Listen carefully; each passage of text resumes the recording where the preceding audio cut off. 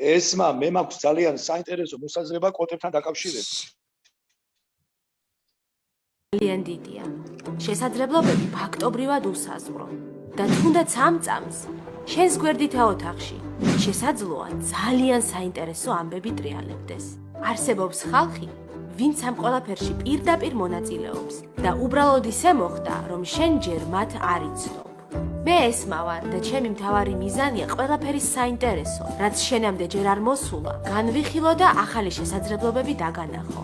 ამას კი მხოლოდ მაშინ მოვახერხებ, თუ მზად იქნები შენი ხმა ყველას გავაგონოთ. მოკლედ, შემოგვიერთდი და ერთად გავიხედოთ ჰორიზონტს მიღმა. მოგესალმებით, რადიო ჩემი ხმა, კვლავ პირდაპირ ეთერშია, გადაცემით ჰორიზონტს მიღმა გიბრუნდებით, მე მისი წამყვანი ესმა გუმბერიძე ვარ. დღეს ჩვენ ვისაუბრებთ შიშიმოპირთა დასაქმებაზე საქართველოში, ამ ხრივ შიშიმოპირების მიერ მიღწეულ წარმატებებზე, ასევე გამოწვევებზე, რომლებიც წინაშეც ისინი დგანან, გეტყვით, რომ პრინციპში შიშიმოპირის დასაქმება ჩვენს ქვეყანაში უფრო გამონაკლისია ვიდრე წესი და ასევე ვისაუბრებთ იმაზე, თუ რა შეიძლება გაკეთდეს იმისთვის, რომ მეტი შიშიმოპირი დასაქმდეს და მინდა ვთქვა, რომ ეს ყველაფერი პრობლემები არსებობს იმის მიუხედავად, რომ ვიღებთ უმაღლეს განათლებას, ვართ მოხალისეებით, სტაჟიორებით, თუმცა დასაქმებაში ეს ძალიან ხშირად არ ითარგმნება. დღეს ჩემი სტუმრები არიან ყველანი შიშიმოპირები, ესენია დავით ბიბილეიშვილი, ქეთევან ბახუტაშვილი, ანა ხაჭაპურიძე, გიორგი ალავიძე, იოსებ ლორიაშვილი, გოდერძი გიგიტაშვილი, მოგესალმებით ყველას, ძალიან დიდი იმედი მაქვს, რომ არავინ გამორჩა, ბევრნი ხართ. თუ შეიძლება დავიწყოთ, იო შენგან დავიწყებ, იოსებ გაგვეცანი და გვითხარი თუ გაქვს რამე გამოცდილება სამსახურის მხრივ და როგორც ვიცი, დროებით იყავი ხოლმე დასაქმებული, ამ ხრივაც რო გაგვეცნო. გამარჯობათ, როგორ ისმის ჩემი ხმა? კარგად. მე ვარ იოსებ ლორიაშვილი, 27 წლის. დასაქმებული ვყოფილი ვარ ადრე CSO-ში კოლ-ცენტრში, კერძოდ მონიტორინგის სამსახურში. მაგრამ დასაქმებული ვიყავი 3 თვე. არჩევნების პერიოდში. რას აკეთებდი და რა შეზღუდვა გაქვს თუ შეგიძლია რომ ეს თქვა, იმიტომ რომ ადამიანებისთვის საინტერესოა, რომ აი შიშიმოპირმა რა უნდა გააკეთოს, ძალიან ბევრს შეიძლება გაუჩნდეს ეს კითხვა. რას და როგორ აკეთებდი? უსინათლო ვარ და მონიტორინგის სამსახურში ვეწეოდი შემოსული ზარების მონიტორინგს. თქვათ იქ რამე პრობლემა ხო არ იყო, სწორად იყო თუ არა გაცემული პასუხები და ასე შემდეგ. ჩანაწერებს უსმენდი და ისე, ხო? ჩანაწერებს უსმენდი და ისე. გოდერძი, ახლა თუ შეიძლება შენ გაგვეცანი. შენი სამუშაო ბიოგრაფია, ასე ვთქვათ. გამარჯობა, მე გოდერძი გიგიტაშვილი ვარ, მხედველობის პრობლემა მაქვს. საკმაოდ მძაფრი, თუმცა იმდენი ხანია ასე არ შევეჩვიე საკმაოდ და პრაქტიკულად არ მიშლის ხელს. სამუშაო გამოცდილებას რაც შეეხება საკმაოდ მრავალფეროვანი ისტორია მაქვს. ახლა ვმუშაობ სოციალური ინკლუზიის ხელშეწყობის ქვეპროგრამასთან ერთად და ჩემ მიერ შედგენილ საინტერესო თემატიკაზე შედგენილ ლექციებს ვკითხულობთ სხვადასხვა სკოლაში. თუმცა სანამ ასე მოხერხდებოდა, ასე ვთქვათ, და შევადგენდით ამ კურსს, ძალიან ბევრი სამსახური გამოიცვალე და ერთ-ერთი პირველი სამსახური იყო ფოსტაც. ფოსტაში რას აკეთებდი? ფოსტაში გზავნილებს ვარიგებდი ჩვეულებრივად, ფეხით მოსიარული კურიერად მუშაობდი. თავიდან რა თქმა უნდა, ცოტა გაუკვირდათ კიდევაც და ასე ვთქვათ, ეჭვის თვალითაც შემომხედეს, მაგრამ პირველ დღეს შევთავაზე, რომ მეთქი სატესტო გასვლაზე გავალ და თუ შეამჩნევთ, რომ რაიმე პრობლემა მექნება და ვერ შევასრულებ საქმეს, კი ბატონო, მე თვითონ წავალ, არ მინდა მაშინ მუშაობა არც მე ხო, არც მე მინდა რომ პრობლემა შეუქმნა ჩემ თავს და თქვენს ბუნებრივია თქო და პირველი გასვლის შემდეგ ამიყვანეს ერთი თვე ვიმუშავა, იმიტომ რომ გამომუშავების მხრივ საკმაოდ დაბალი ხელფასი გამოდიოდა და ამიტომ მომიწია, ასე ვთქვათ, სხვა სამსახურის ძებნა. თუმცა საკმაოდ კარგი გარემო იყო, მაგრამ პრობლემა მაინც პირველია ხოლმე რა, ანუ გამომდინარე იქიდან, რომ შემოპირებთან არც თუ ისე ხშირი კონტაქტი აქვს კომპანიებს, საკმაოდ აშინებთ ხოლმე, ანუ პასუხისმგებლობა, ანუ რატომღაც გონიათ, რომ ვერ გაუმკლავდებიან და სამსახურზე გადაივლის, ასე ვთქვათ, სამსახურში ექნება სირთულეები. და ამიტომ ირიდებიან ხოლმე. როგორ აგნებდი მისამართებს, აი უცხო მისამართებს ორიენტაციისთვის რას იყენებდი?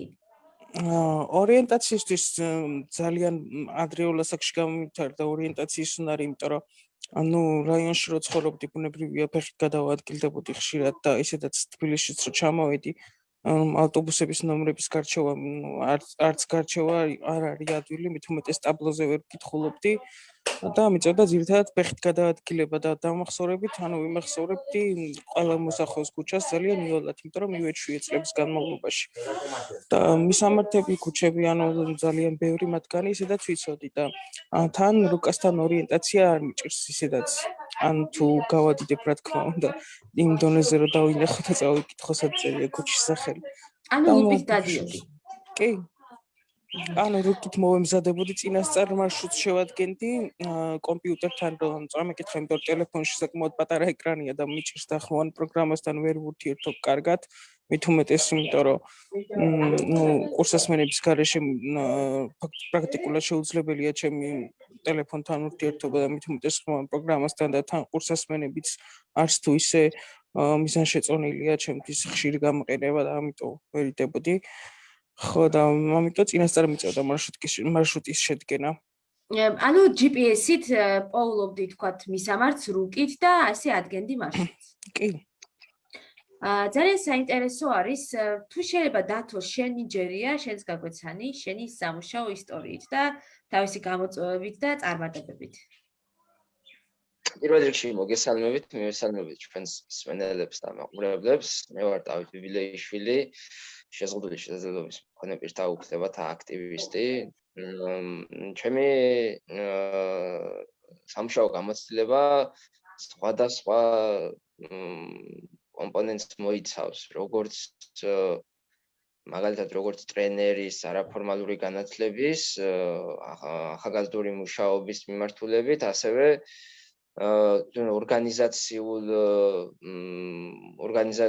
ორგანიზაციულ საკითხებსაც, მათ შორის მოძრაობა ხელმისაწვდომო გარემო ყველასთვის, რომელშიც, ასე ვთქვათ, ერთ-ერთ პროექტში ვიყავი პროექტის ასისტენტი და მოიცავდა როგორც ტექნიკურ საკითხებს, ასევე შინაარსობრივ საკითხებს. აი მაგალითად რა იგულისხმება ტექნიკურ საკითხებში? რა გევალებოდა უფრო მეტად როგორ?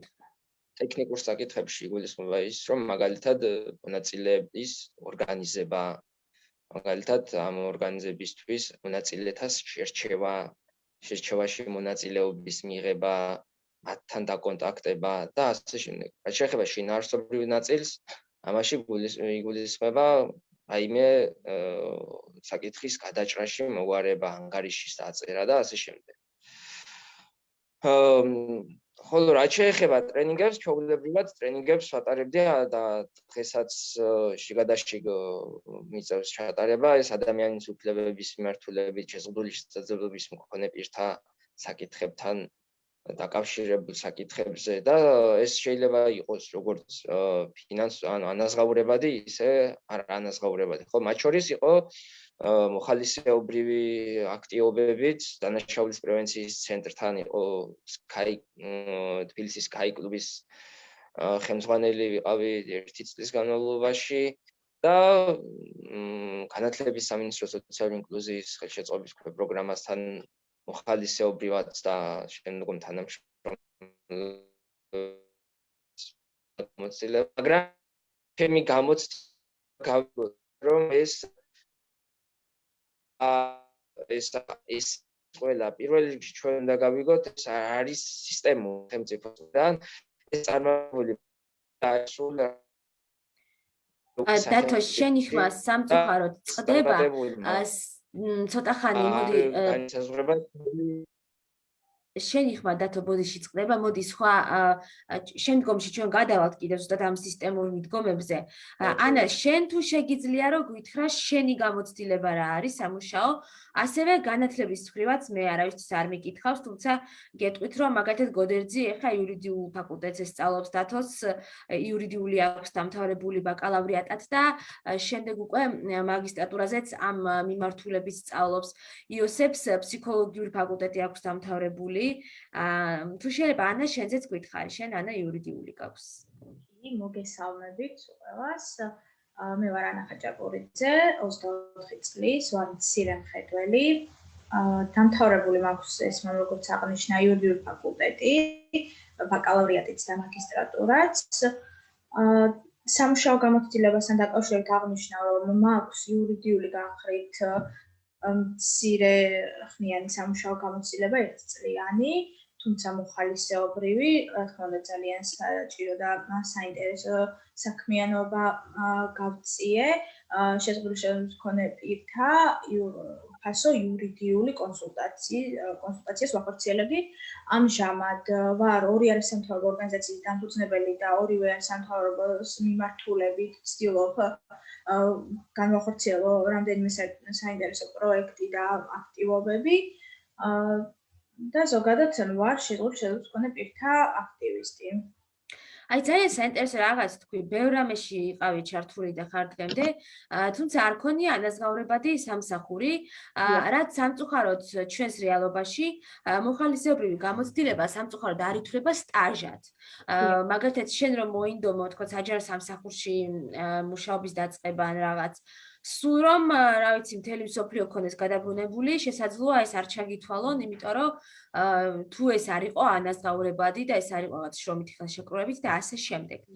თუ გიცდია ოდესმე ანაზღაურებადი სამსახურის შოვნა, ან თქოთ აპლიკაცია თუ შეგივსია, ან ვინმეს თუ შემოუთავაზებია და რა შედეგით დამთავრებულა? მაქვს ამ კუთხით გამოცდილება. სისტემატიურად ყოველთვის ვიცნობი ვაკანსიებს, რაც არის გამოცხადებული როგორც კერძო სექტორში, ასევე საჯარო სექტორში. მაქვს პრეტენზია იმის, რომ დავსაქმდე ჩემი პროფესიით, იურიდიული განხრით, რა თქმა უნდა, ანაზღაურებად სამსახურში, თუმცა მათი მოთხოვნები კერძო სექტორის და საჯარო სექტორის არის იმდენად მიუწვდომელი ჩემთვის, რომ არა განათლების კუთხით ითხოვენ მაგალითად 3-დან 5 წლამდე სამუშაო გამოცდილებას, რაც მიუღწეველია თუ ოდესმე არ დავსაქმდი, ანუ გასაგებია რომ დიდი ხანია დავასრულე უნივერსიტეტი, ბაკალავრიატი, განსაკუთრებით მაგისტრატურა შაშან დავასრულე, მაგრამ ამ ხელ გამოცდილებას ვერსად ვერ ვიღებ თუ არ დავსაქმდი რაღაც ეტაპზე. ეს ერთი დეტალი, რაც მაფერხებს და მეორე, კერძო და საჯარო სექტორშიც დამსაქმებლებს არ აქვთ ცოდნა შეზღუდული შესაძლებლობის მქონე პირთა შესაძლებლობებზე, ანუ რა კუთხით აქვთ მათ შეზღუდული შესაძლებლობა. მე რომ მცირე მხედველი ვარ და მხედველობის პრობლემა მაქვს, არ ნიშნავს იმას, რომ სხვა უნარებიც მაქვს შეზღუდული. ხო, მაგალითად ძალიან მარტივად შეგიძლია კომპიუტერზე მუშაობა, თუნდაც რაც ბევრმა დარწმუნებული ვარ მარიცის.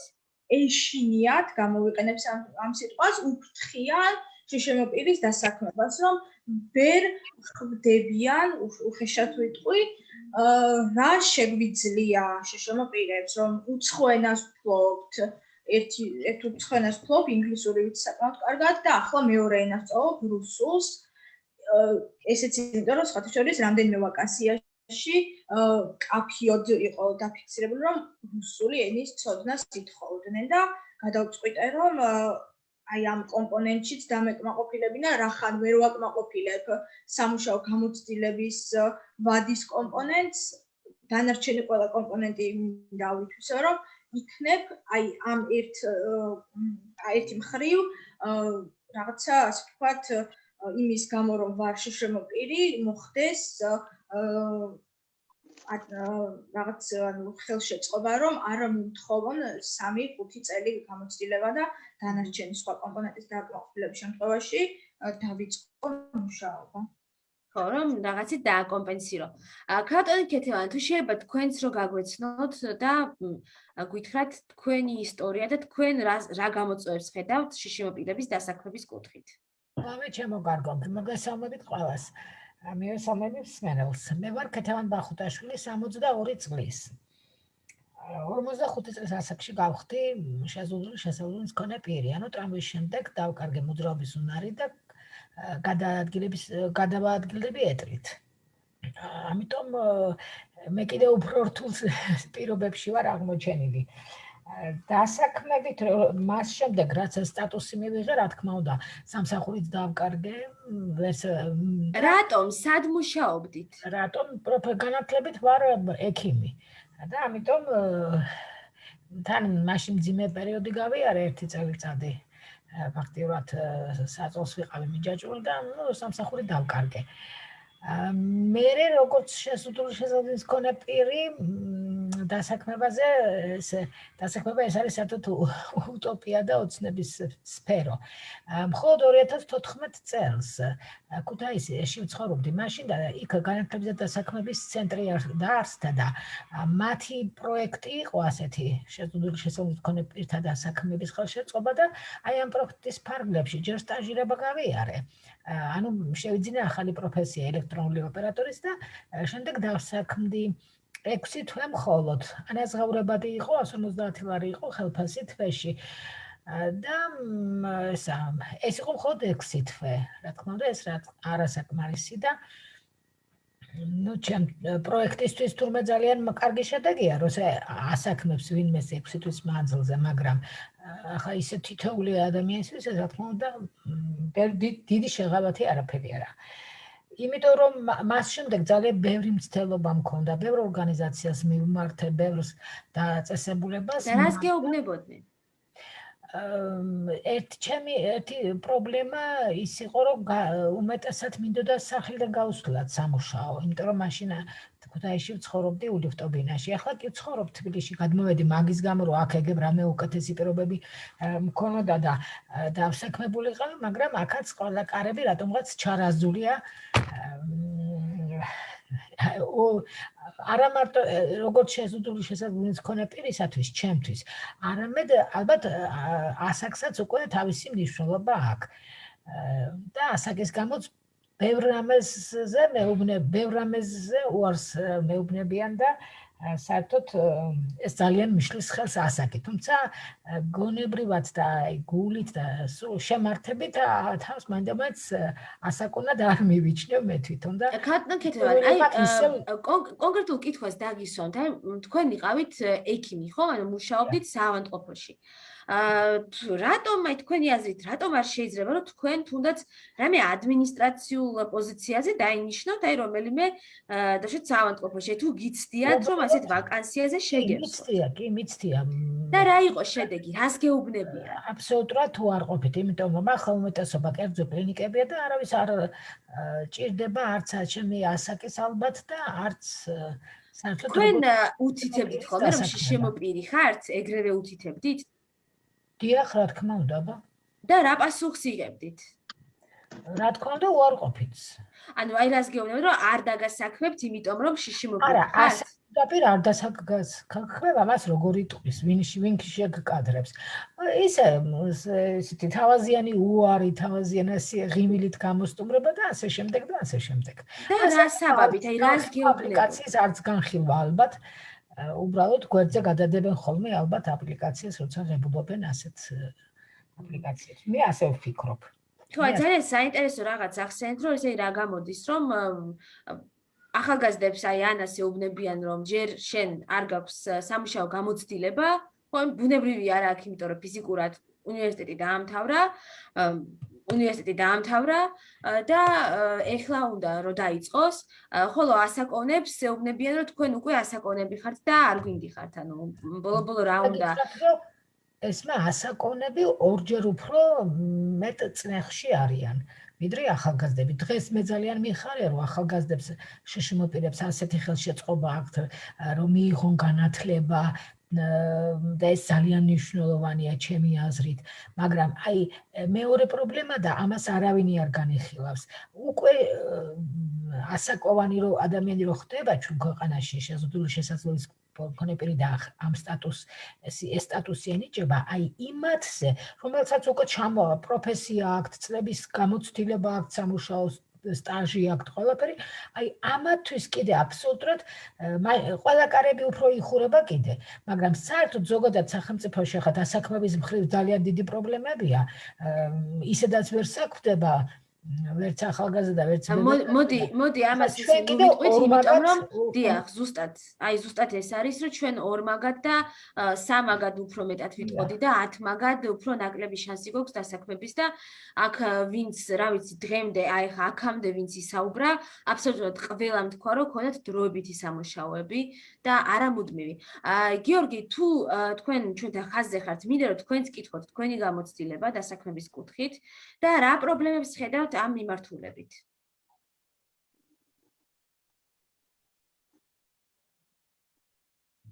გიორგი, ჩვენთან ხართ?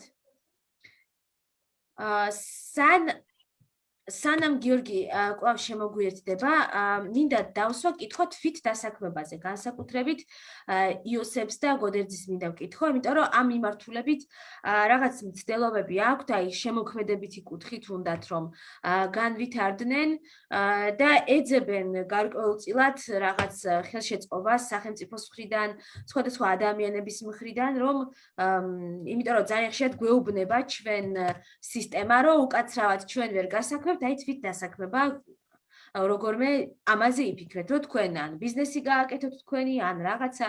იოსებ, შენ იდეა თუ შეგიძლია რომ გაგვიზიარო და რა გააკეთე აქამდე, თქოთ ამ იდეის რაღაც განსახორციელებლად, რას ფიქრობ? დიახ, ჩემი იდეა მდგომარეობს იმაში, რომ შევიძინო Yamaha სინთეზატორი, ამ სინთეზატორის მეშვეობით შევქმნა ამ სინთეზატორის სპეციალური სტილები და ვოისები. შემდგომ შევქმნა ვებგვერდი და ეს სტილები და ვოისები გავყიდო. ამით მინდა რომ თვით დავსაქმდე, ასე ვთქვათ, ესეთი იდეა მაქვს. მაგრამ ამ იდეის განსახორციელებლად ფინანსური დახმარება საჭირო, იმიტომ რომ ეს აპარატურა რო ვიყიდო, თანხებთან არის დაკავშირებული. თუ მიგიმართავს ვინმესთვის აქამდე? ადამიანებს მიმართებ, ვინც შეიძლება იცნობდნენ სხვადასხვა არასამთავრობო ორგანიზაციებს, საქველმოქმედო ორგანიზაციებს, მაგრამ ჯერ პასუხი არ მაქვს. კი ბატონო, რეალურად რო ვთქვათ, ჩვენს ქვეყანაში არც არსებობს პირდაპირ შიშიმოპირთა თვითდასაქმების ხელშეწყობის პროგრამა, ან უფასო კრედიტის პროგრამა, ან ასე შემდეგ. მაყურებელს რო განვუმარტოთ, იოსები არის ძალიან გატაცებული კლუბური მუსიკით და მისი შექმნით. და მათ შორის შეუძლია რომ DJ-იც იყოს, ხო, რატომაც არა? ნუ გასაგებია რომ დღესდღეობით მის რეჟისორით შემიძლია ვიყო. დიახ, ხმის ჩაწერა, ხმის მონტაჟი რო ხდება. შესაბამისი კურსები აქვს გავლილი და ნუ გასაგებია რომ დღეს პანდემიური სიტუაცია და კლუბები პრინციპში დაიხურა, თუმცა მანამდე საკმაოდ დიდი დრო იყო. გოდერძი, შენ მინდა რომ მკითხო, შენ რას აკეთებდი აი თვით დასაქმებისკენ რაღაც ნაბიჯებს შენს დგამდი? დიახ, ანუ თვით დასაქმების ასე ვთქვათ იდეა იყო ესეთი, რომ ანუ გამდინარე იქიდან რომ ბოლო რამდენიმე წელიწადია წერ როგორც ვთქვათ ლექსებს ისე პროზაულ ნაწარმოებებს და რამდენიმე ასე ვთქვათ დავასრულე და მინდოდა ამის გამოქვეყნება და ვერ მოხერხდა. ჯერ პირველ რიგში, იმიტომ რომ დაინტერესება არის საკმაოდ რთული გამომცემლობებისთვის, მეორე რიგში, იმიტომ რომ ანუ ესეც ფინანსებთან არის დაკავშირებული. იმიტომ რომ დაბეჭდისთვის ითხოვენ, ასე ვთქვათ, საკმაოდ დიდ თანხებს და გიხდიან ბევრად მცირეს. და შემდეგ ამის დარეკლამებაც არის საჭირო კიდევ. კი, რა თქმა უნდა, PR-ს ძალიან დიდი მნიშვნელობა აქვს, განსაკუთრებით მსგავს სფეროში, იმიტომ რომ ანუ წიგნის, ასე ვთქვათ, წიგნის მკითხველთა რიცხვი საკმაოდ მცირეა. დღესდღეობით ბევრად უფრო პოპულარულია კომპიუტერი და ასე შემდეგ. ვთქვათ, ფილმების და მსგავს ვიდეო თამაშების, ასე ვთქვათ, ერაა ახლა. ამიტომ რა კი მსგავსი მხრივ ვერაფერი არ გამოვიდა. ბევრი წლების შემდეგ მოვიფიქრე, რომ გამეკეთებინა საბას ელექტრონულ გვერდზე დავრეგისტრირებულიყავი გამომცემლად და შემეთავაზებინა სხვა ადამიანებისთვისაც დახმარება და მე თვითონაც გამომექვეყნებინა იქ. ასე ვთქვათ, ჩემი ნაწერები. პირველი კრებული გამოვეცით რა უბრალოდ დავტვირთეთ საბაზე. სადღაც ერთი თვის წინ, ზუსტად ერთი თვის წინ უბრალოდ 26 თებერვალს. გაყიდვაში არის უკვე ერთი თვეა ეს კრებული, უსაფრთხო წელიწადი ქვია და შესული არის 26 ლექსი და 14 მინიატურა.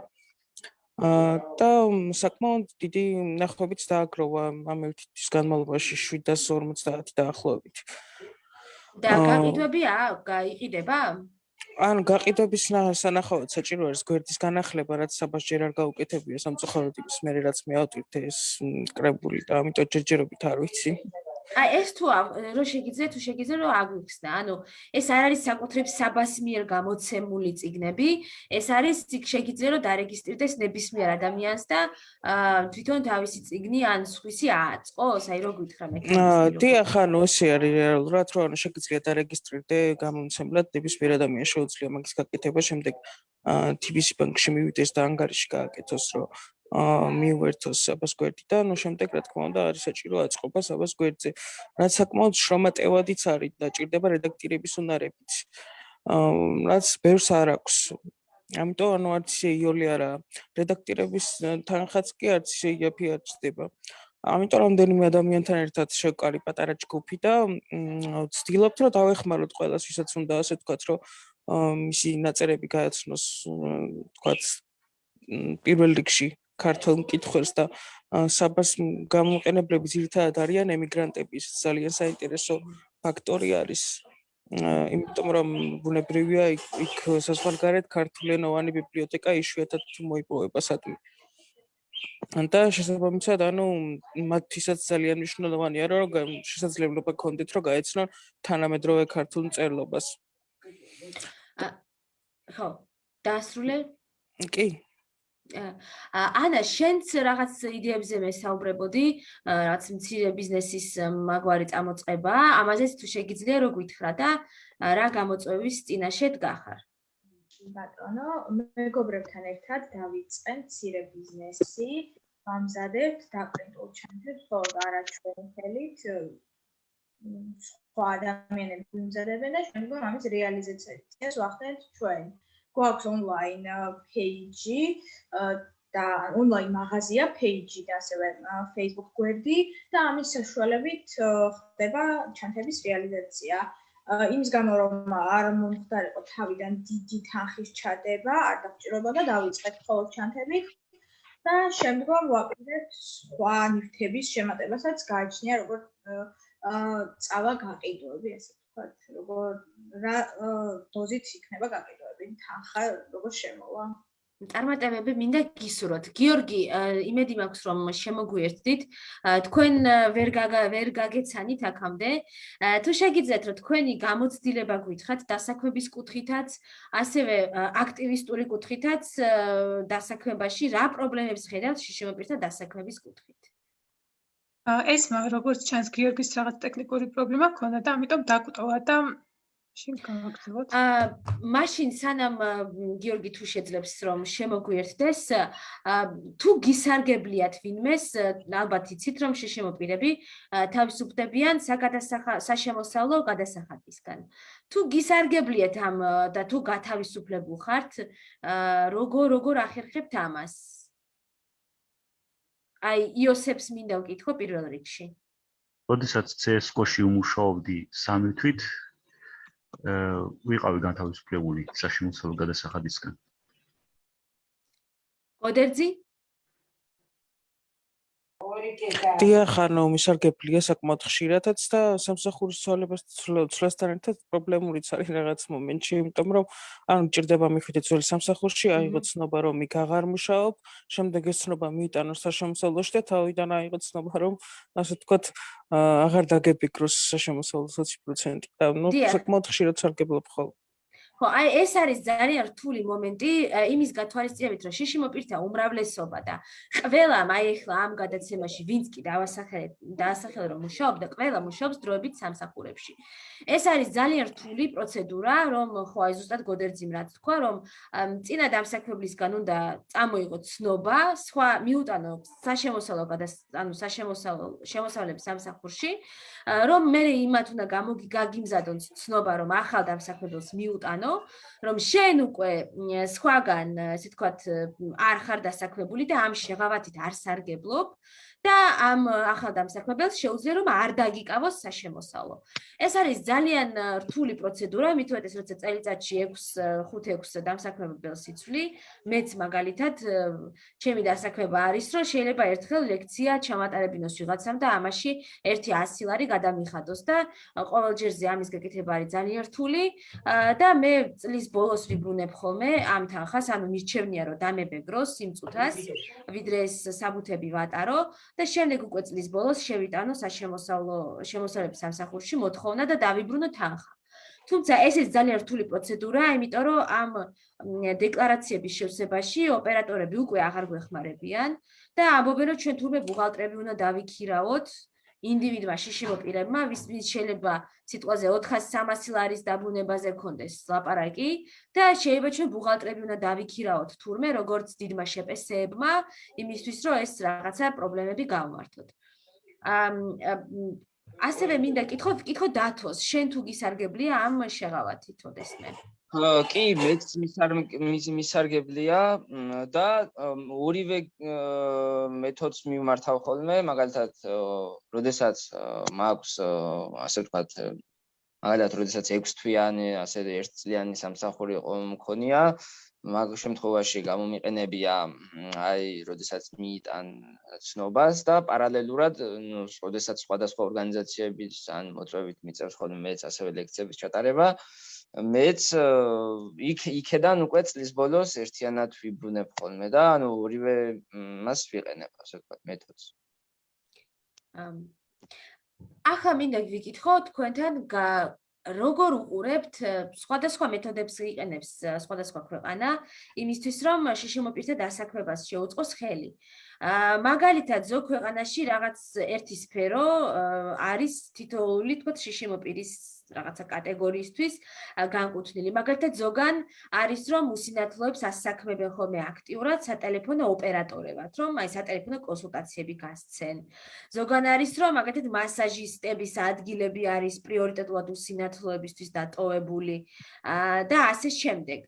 ზოგან არის ესეთი მიდგომა რომ სპეციალურად შიშიმო პირებისთვის სოციალურ საწარმოებს აარსებენ, სადაც ისინი საქმდებიან.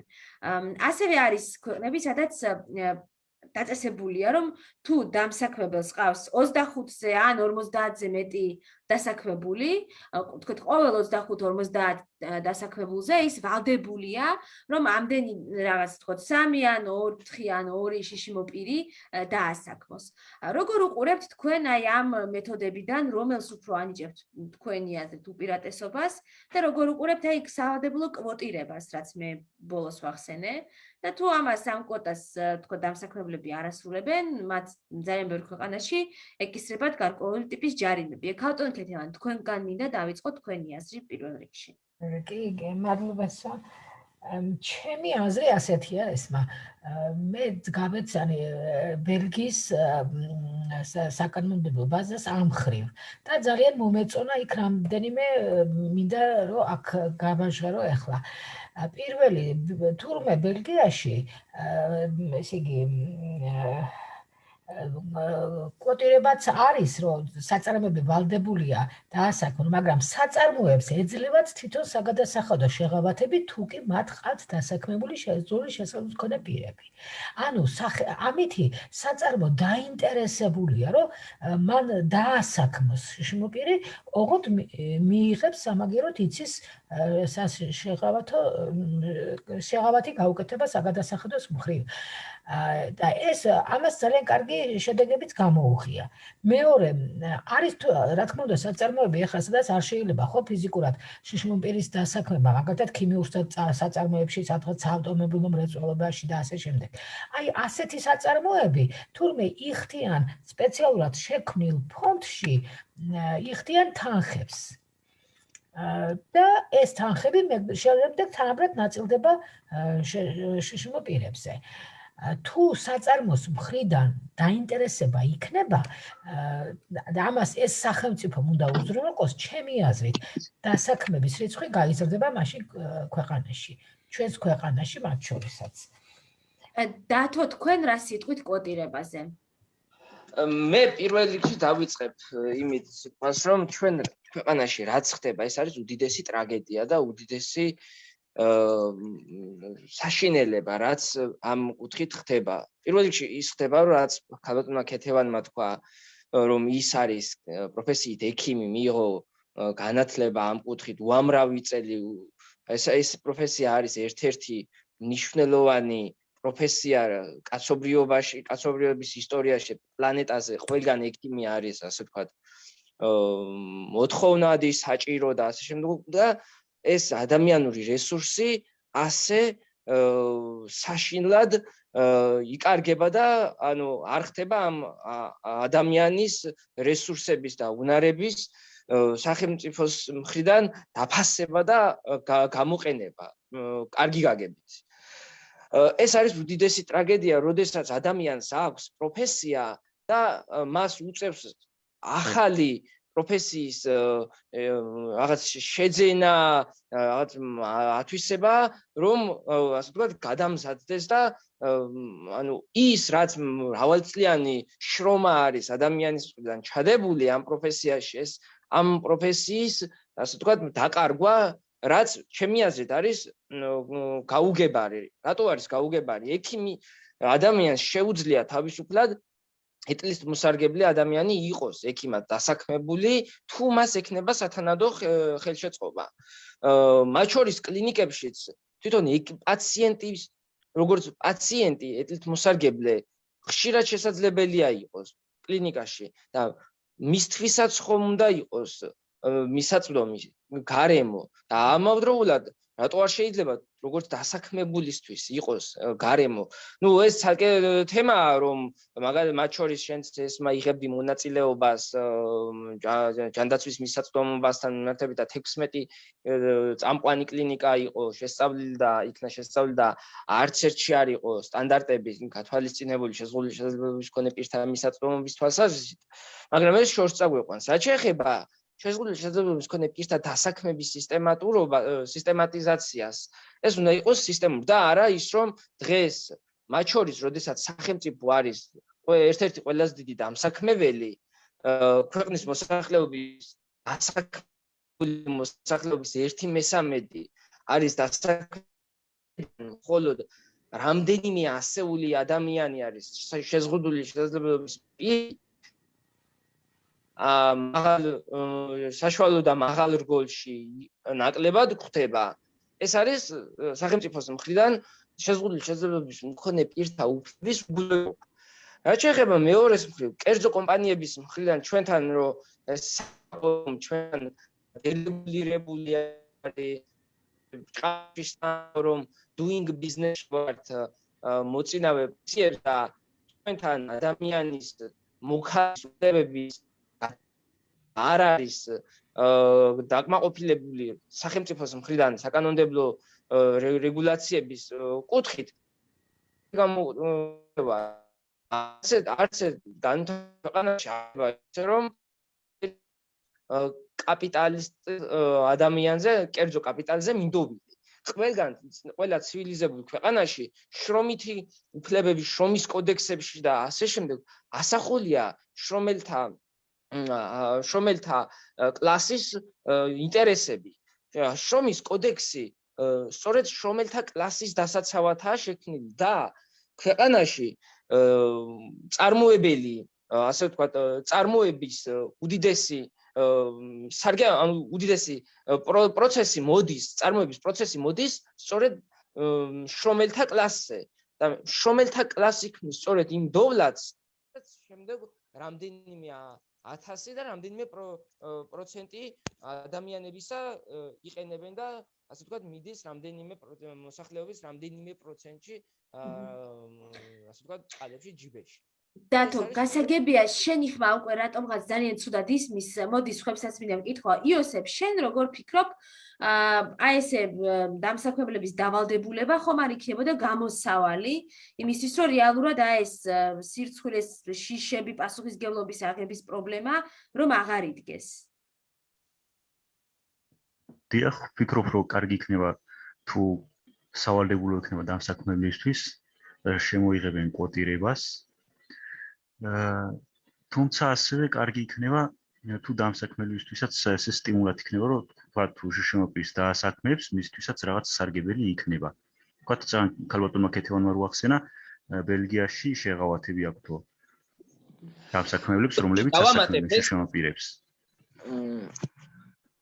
ბოდიში იოსებ მოკლედ ოღონდ ძალიან გთხოვ დროში შეზღუდულები ვართ. ძალიან მოკლედ არის სხვადასხვა მოდელი, მათ შორის ჩვენ როდესაც გქონდა აი ბოლო პროექტი რაც ქონდა მოძრაობა ხელმისაწვდომი გარემო ყველასთვის, ეს იყო წინასაარჩევნო პროგრამებში, პოლიტიკურ პარტიების პროგრამებში ასახვა შეზღუდული შესაძლებლობის მქონე პირთა საჭიროებების და იქაც სხვადასხვა ვარიაციებით იყო შეთავაზებული, მათ შორის შეზღუდული შესაძლებლობის მქონე პირებიდან იყო წამოსული ეს ინიციატივები და არის მაგალითად როგორც ეს კვოტირება არის პოზიტიური, ასე ვთქვათ, სტიმული, მაგალითად შესაძლებელია თქვათ თუ კომპანია ან მეწარმე დაასაქმებს ერთ შეზღუდული შესაძლებლობის მქონე პირს, სანაცვლოდ მაგალითად 10 დაახლოებით იგივე ანაზღაურების მქონე დასაქმებულისგან გათავისუფლდეს კომპანია გადასახადისგან, ამ საშემოსავლო გადასახადისგან.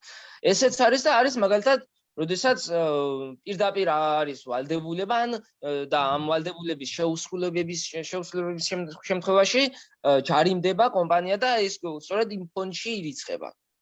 ერთი მინდა ესმა დავამატო, შეიძლება? კი ბატონო. მე მინდა შეგახსენოთ, დავით სერგეენკო იყო მაშინ ჯანმრთელობის მინისტრი და ასეთი პროგრამა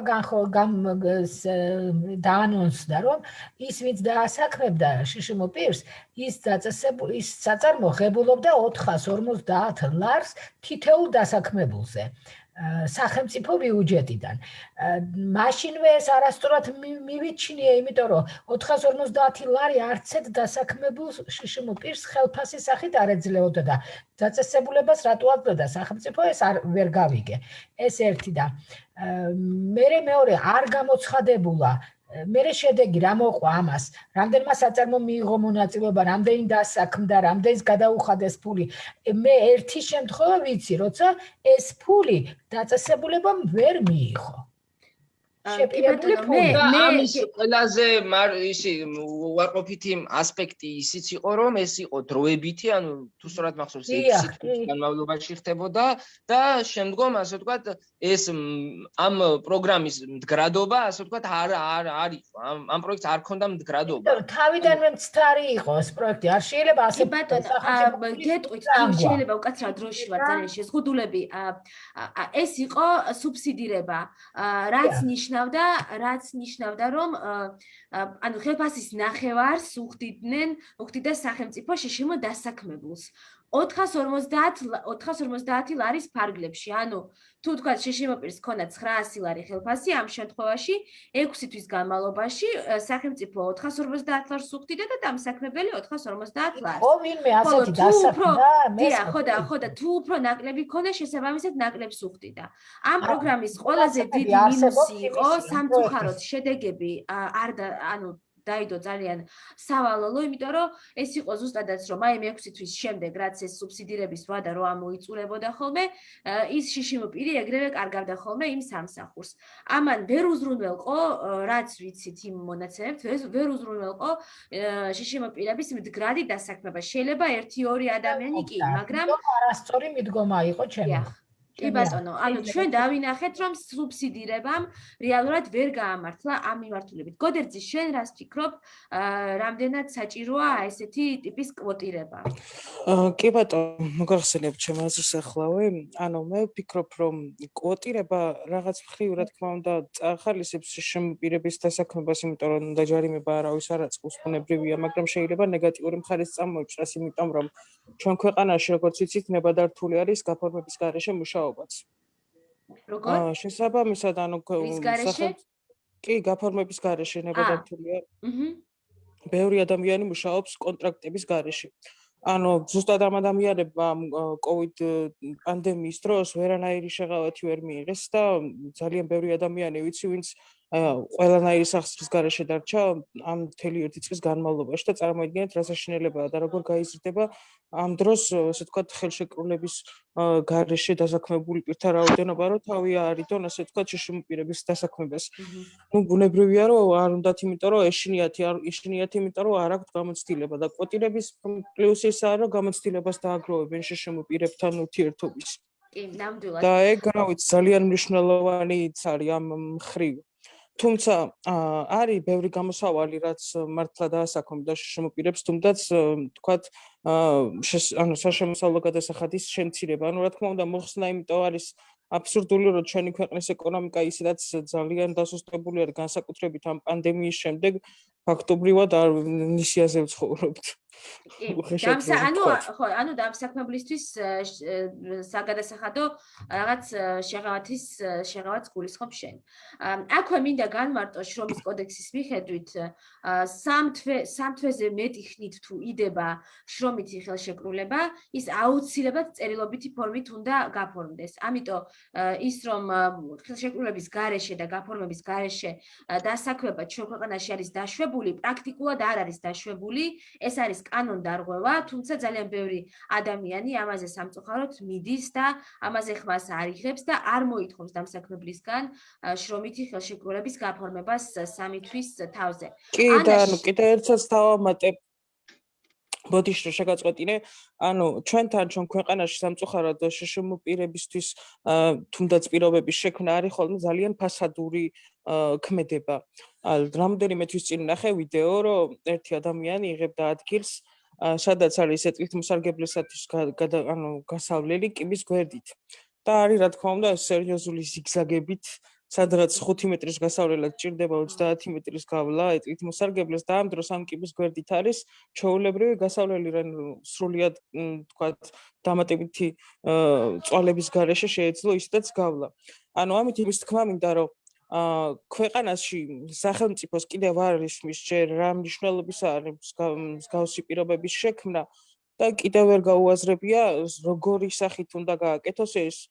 ანუ უბრალოდ ამას აკეთებენ იმისთვის, რომ თქვათ ევროპის თვალში, ძირითადად ევროკავშირის თვალში, თქვათ თქვან რომ ანუ მათ დააკმაყოფილოს თქვათ პირობები და სინამდვილეში ასე არ ხდება. ანა, შენი აზრით ხარი ძალიან მოკლედ ოღონდ, იმიტომ რომ დროშის შეზღუდულები ვართ. პირველ რიგში აღნიშნა, რომ არ ვეთანხმები იმ პოლიტიკას დასაქმების, რომ შეიქმნას კონკრეტული ადგილები, სადაც დასაქმებიან მხოლოდ უსინათლოები ან მხოლოდ სხვა შეზღუდვის მქონე პირები, დასაქმება უნდა მოხდეს იმ პოზიციაზე, რა პროფესიითაც არის ადამიანი ან რა განათლებაც მიიღო. და კვოტირებას რაც შეეხება, ვემხრობი იმ პირობით, თუ კვოტირების წინაპირობა იქნება დამსაქმებლისთვის შეშმოპირის საჭიროებების სწავლება, ანუ რა შეუძლია შეშმოპირს დასაქმების ადგილას გააკეთოს, რომ დამსაქმებელმა უფრო თამამად შეძლოს შეშმოპირის დასაქმება და ამ შემთხვევაში მოეთხოვოს ასეთ საწარმოს თუ სექტორს, რომ დაასაქმოს შეშმოპირი, მას შემდეგ რაც გაიგებს იგი ზუსტად მის სამუშაო ადგილას რას შეძლებს, რის შესრულებას შეძლებს შეშმოპირი. ან ზუსტად აქ ვსაუბრობდით იმაზე, რომ კვოტირება პრინციპში აიძულებს დამსაქმებელს, რომ მოუწევთ შესწავლა აი ამას, რომ რეალურად რა შეუძლიათ შიშიმ პირებს, მოუწევთ ამით ერთგვარი დაინტერესება. ხოლო რაც შეეხება, რა თქმა უნდა, სპეციალიზებას რაღაც სფეროების, პირადად მეც არ ვეთანხმები, იმიტომ რომ ყველას გვაქვს არჩევანის უფლება და აქვე მინდა ვთქვა, რომ პრინციპში არც ერთმა თქვენგანმა, რაც დაასახელეთ, სადაც მუშაობდით, პროფესიით არ გიმუშავიეთ, ესე გამოდის განსაკუთრებით ანაზღაურებადი სამუშაოს კუთხით. მე მინდა გიორგის ვთხოვა ალავიძეს, რომ გადაცემის ბოლოს თუ ჩვენთან ხართ და თუ მოახერხეთ ჩართვა, რომ გაგვეცნოთ და თქვენი აზრი და თქვენი გამოცდილება გაგვიზიაროთ დასაქმებაში არსებულ პრობლემებთან დაკავშირებით. გიორგი?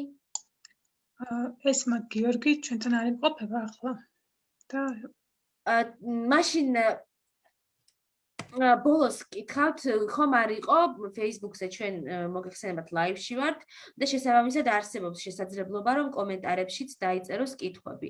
ხომ არ გვაქვს ასეთი კითხვები? ქეთი ზარანდი არის ჩვენი გადაცემის პროდიუსერი. თუ არის ქეთი ესეთი კითხვები, გთხოვ გაახმოვანო. დიახ, ეს მე ერთი კითხვა დაისვა ლაივში და გავაჟღერებ ახლა ამას. მაგალითად უარყოფითად მივიჩნევ კოტირების სისტემის შემოღებას, მით უმეტეს სავალდებულოდ და შემიძლია მიზეზი დავასახელო, მაგრამ აი ვინც მომხრეა, რა დასაბუთება შეუძლიაო მოიყვანოსო ამის. გიორგი კისკეიძე კითხა ასეთი შეკითხვა. მე მგონი ჩვენმა სტუმრებმა პრინციპში კარგად ვთქვით და ვისაუბრეთ თუ რატომ უნდა იყოს ეს კოტირება და რაღაც გარკვეული არგუმენტები უკვე გაჟღერდა. მე ამ არგუმენტებს შევაჯამებ და ვისარგებლებ პრინციპში შემთხვევით რომ უკვე გადაცემაც შევაჯამოთ. კოტირების სასარგებლოდ მეტყველებს ის, რომ ეს არის ის მეთოდი, რომელიც პირველ რიგში აიძულებს დამსაქმებელს, რომ შეისწავლოს და გაიგოს, რომ თურმე შიშიმ პირებს ბევრი რაღაცის გაკეთება შეგვიძლია. კოტირების არგუმენტი არის ის, რომ სხვანაირად სამწუხაროდ ჩვენ ვნახეთ, რომ სხვა პრაქტიკებმა წახალისებამ დამსაქმებლის სუბსიდირებამ ვერ იმუშავა და ვერ შეუწყო ხელი შიშიმ პირთა მასობრივ დასაქმებას საქართველოში.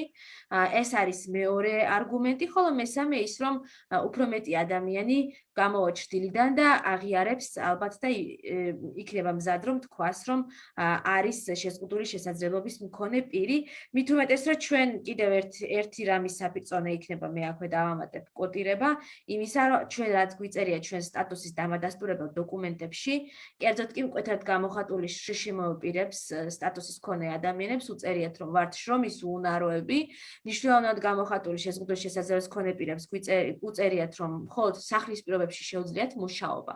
და წარმოვიდგინოთ, რომ დამსაქმებელს მივუტანეთ ჩვენი სტატუსის დამადასტურებელი დოკუმენტი, რომ გავთავისუფლდეთ საშემოსავლო გადასახადისგან და იქ ხედავს, რომ თურმე ვართ შრომის უუნაროები. ანუ სახელმწიფო ამას ეუბნება მათ ჩვენზე. ჩვენ ვცდილობთ, რომ დავუმტკიცოთ, რომ ჩვენ ამდენი რამე შეგვიძლია, ეს შეგვიძლია და სახელმწიფო ეუბნება, რომ ეს არის შრომის უუნარო. ვის უფრო დაუჯერებს დამსაქმებელი. და სწორედ აი ამის მათ შორის, ასე ვთქვათ, გამათანაბრებელი იქნებოდა მსგავსი კოტირების მექანიზმი. ჩვენს ყველა სტუმარს მინდა მადლობა გადავუხადო დღეს და სამწუხაროა, რომ გიორგი ვერ ჩაგვერთო სხვადასხვა ტექნიკური ხარვეზების გამო, მე კი ორი კვირით დაგემშვიდობებით დროებით. სამყარო ძალიან დიდია. შესაძლებლობები ფაქტობრივად უსაზღვრო. და თუნდაც ამ წამს შენს გვერდითა ოთახში შესაძლოა ძალიან საინტერესო ამბები ტრიალებდეს. არსებობს ხალხი, ვინც ამ ყველაფერში პირდაპირ მონაწილეობს და უბრალოდ ისე მოხდა, რომ შენ ჯერ მათ არ იცნობ. მე ესმავარ და ჩემი მთავარი მიზანია ყველაფერის საინტერესო, რაც შენამდე ჯერ არ მოსულა, განვიხილო და ახალი შესაძლებლობები დაგანახო. ამას კი მხოლოდ მაშინ მოახერხებ, თუ მზად იქნები შენი ხმა ყველას გავაგონოთ. მოკლედ, შემოგვიერთდი და ერთად გავიხედოთ ჰორიზონტს მიღმა.